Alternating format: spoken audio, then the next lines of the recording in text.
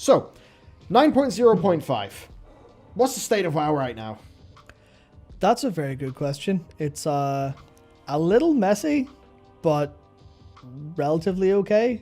Looking at it from like the complete outside perspective of like if you picked it up now, it's more than fine in terms of everything, or outside of Invispot bugs. Yeah. And outside of a couple, there's a whole lot of problems with like getting alts with, having to go through Torghast, having to go through the Moth for things.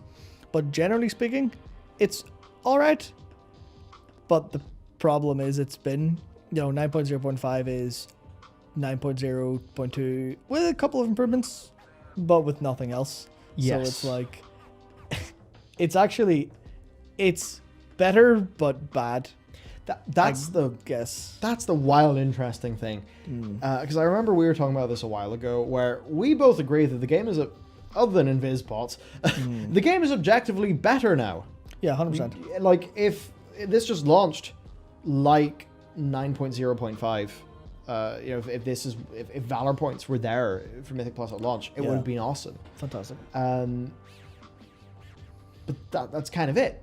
And what I find interesting about that is Blizzard have given, I think, people an objective upgrade. Something that just plain makes the same shit you were doing yesterday or last week more rewarding and with you having more control. So it is an objective improvement. But it almost seems like it wasn't enough and there wasn't content, so a lot of people were like, oh yeah, well, it's not enough, so sort of fuck you. A little bit, because, man, I don't know if you were surprised. I was a little bit surprised at how some of, we do, basically, right, and it's even happened today, today's stream or stuff like that, but if we put 9.0.5 in the title of anything, views are gone. Yeah. It's like a wet blanket. And I think it's weird. It's a wet blanket, even though we're both sitting here being like, yeah, this is better. And even though, like, last week in the live show, we said that, yeah, or maybe it was the week before, but that maybe this is actually a pretty okay time to start playing the game, if that endgame stuff's what you want to do, because it's all just better. So it's interesting. They've made an objective improvement, but in a way, for so many people, it seems to be such a too little, too late situation that they're almost pissed that Blizzard tried. I do and don't understand it. Yeah, well, I think this might actually help understand, because I'm going to go back into analogy land, because that's where I live, especially for food. They've brought you, 9.0.2 was, hello, here's your dinner. It's, whatever sort of pretty good dinner you can imagine, be that tendies and fries or, a Sunday dinner, whatever. And then they went, oh, you're done? Okay. And here's the same again, but with, it's a little, like, your meat's a little better cooked, the spice mix is a bit nicer, throwing a bit of salt on top. Here's a nice drink with it. You're like, yeah, could I have had this before that? Because I don't want it, because I just had that. Can I have something different? I think that's what it is. Could I side grade the analogy by saying it's almost like they gave you your after dinner mint, but you were expecting dessert? Like what a lot of people are expecting is like, where's the thing to do in my character new? This is going to be fun. But instead you got this tiny little thing. But what's actually in people's minds is, what's the new thing I can do? What's the new reward that I can get? Because I guess the reward loop, outside of just getting gear for your character, has... I actually think that the gearing reward loop has maybe underperformed a little bit. There is a discussion to have there where basically I think that the Great Vault... the Great Vault, I think it almost creates this weird expectation sort of player experience like issue. Or the fact that your weekly reward is the be all end all of gearing as opposed to whatever else you do. Yes, that would be it. Yeah. Nice. Nailed it. It's like a little bit less so now, but hey, not if you want a 226 Mythic Plus bit of gear. Yeah. So it's like for the state of WoW right now, 9.0.5, it's like it's objectively better, but in a way, loads of people don't give a shit. And it seems to me anyway that, it seems to me that the issue, and I don't want this just to be the show of, oh yeah, when's Michael going to go and talk about reputations again in every bloody episode, but it seems to me that like gearing only can go so far before it's no longer a fun, exciting thing. Yeah. So all we really want is a path to BIS that we feel like we've got good control over, where we feel like, our time is respected by the game, and, it's all above board and shipshape. But then it's the after BIS situation, or, I don't mean BIS in an objective sense, I mean your personal BIS. Because in a way, my character's nowhere near BIS, but I've just killed Heroic Denathrius. That is my goal for this tier. I may as well be at BIS for all that I care, because I've completed my goal. Now, naturally then, the thing that you'd kind of want to do is wander off to do the other bits of content in the game. And what's tricky there is, I didn't do the Covenant campaign because I wanted to do the Covenant campaign. I did it because I needed renown and it was a part of my intended progression path. And also wasn't, it had good lore. It had good lore, odd pacing, and really no gameplay. So it's not like it was that great of an experience, anyway. So it's like, that's one of the things that surely once I reach my own personal BIS with gear, that's something I should be excited about doing. Those Covenant sets, something I should be excited about getting. Torghast, something I should be excited about doing. We were both big Torghast champions. I think we would both say that we entirely agree with what we said in the past. 100%. But that it didn't play out that way. No. Because of, people, in a way, being bribed into doing Torghast for Soul Ash. Yeah. And the reason why I say bribe is because the way to make Torghast good is to make me want to do it because it's awesome. And that means I don't go there for Soul Ash, I go there for doing Torghast, and that just means Torghast having its own progression system, blah, blah, blah, blah, blah, all that standard roguelite stuff. Yeah. So it's kind of like the Torghast thing didn't really work out for being a side form of gameplay to do. It's like, I thought that I would be excited to roll an alt and experience Torghast with it, but I'm not, because to get more stuff from Torghast, I'd have to send my alt through the mod to get Stygia. I don't want to do that. Now, if Torghast was a self-contained gameplay system that you could just go and do, and was just an awesome thing in World of Warcraft, then, then I could do that in a fresh character. But now I can't, because I need to, get ready. Somebody said, why the obsession with BIS?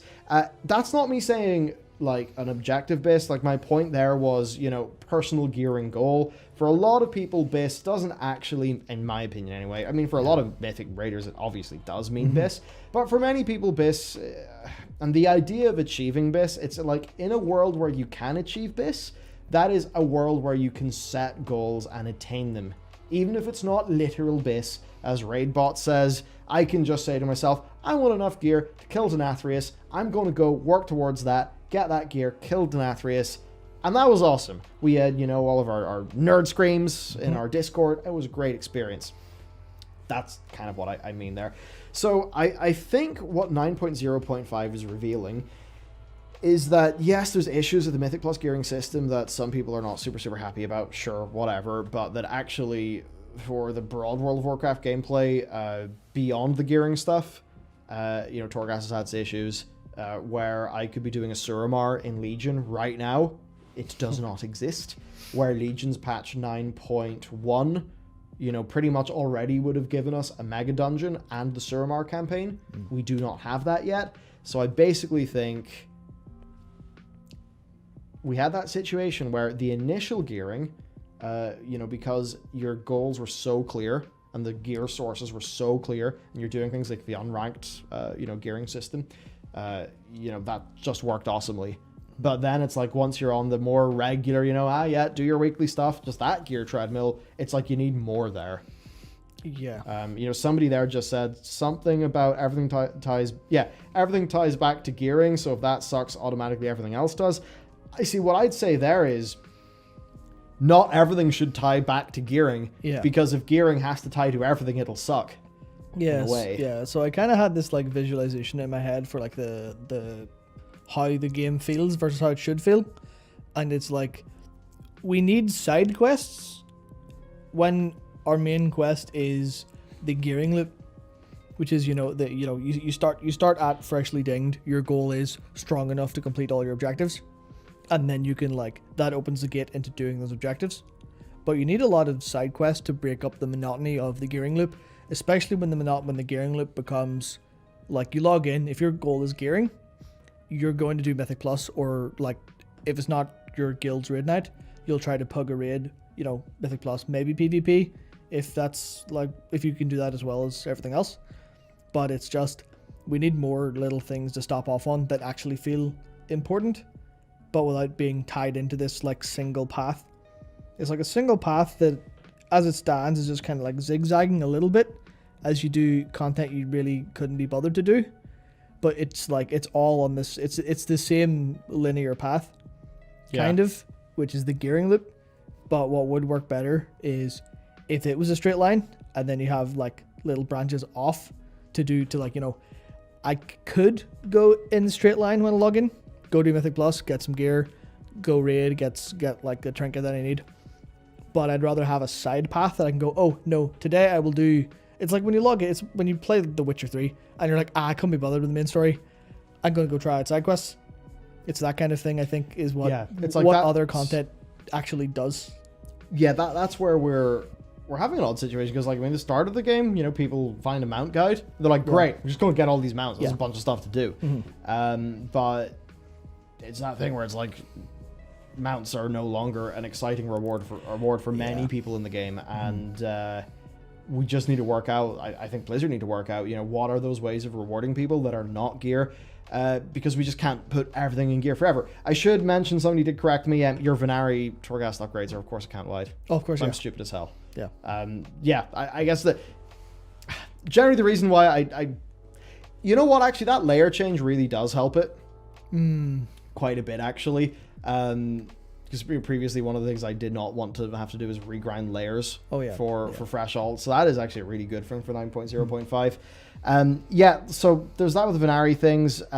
I'd say there for Torghast, I would like it that, you know, Torghast was progressed by doing Torghast.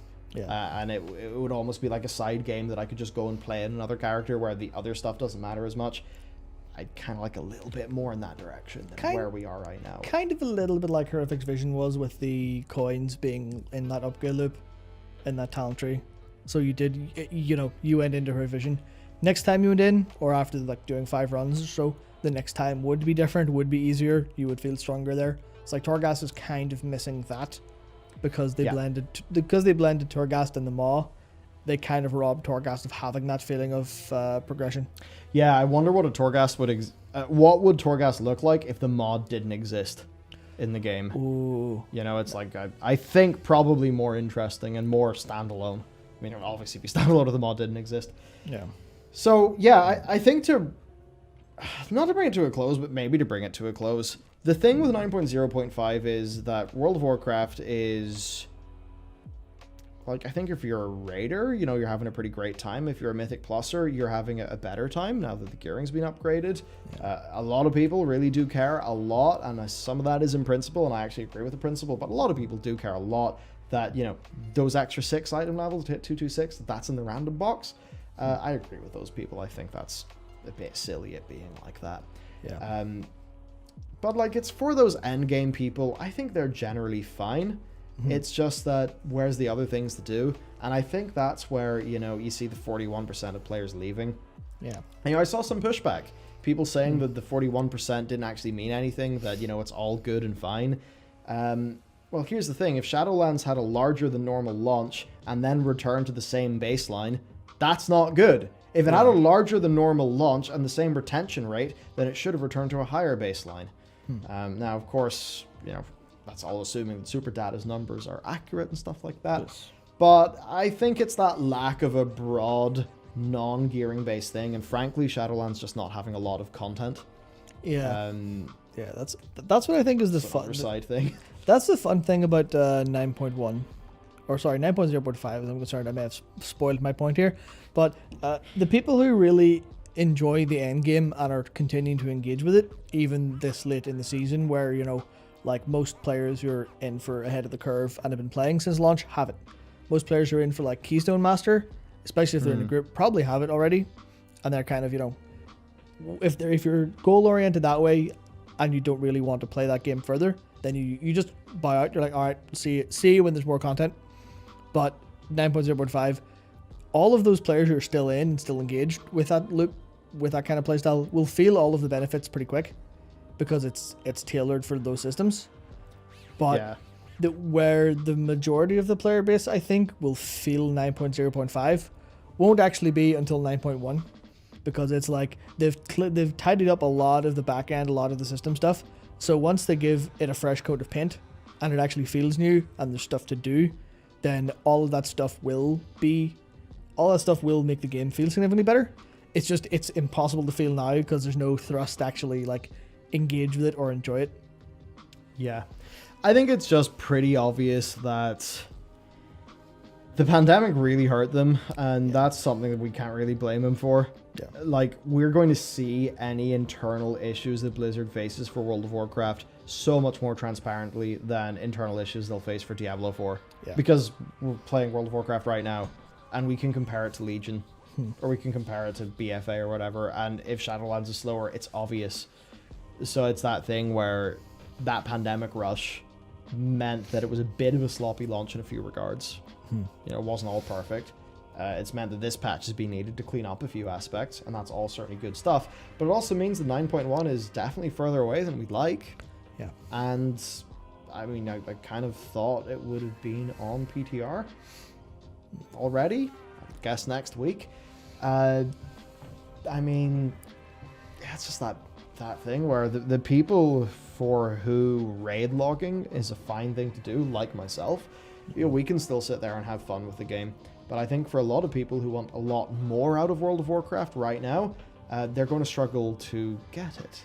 And I think that's what takes us on to patch 9.1.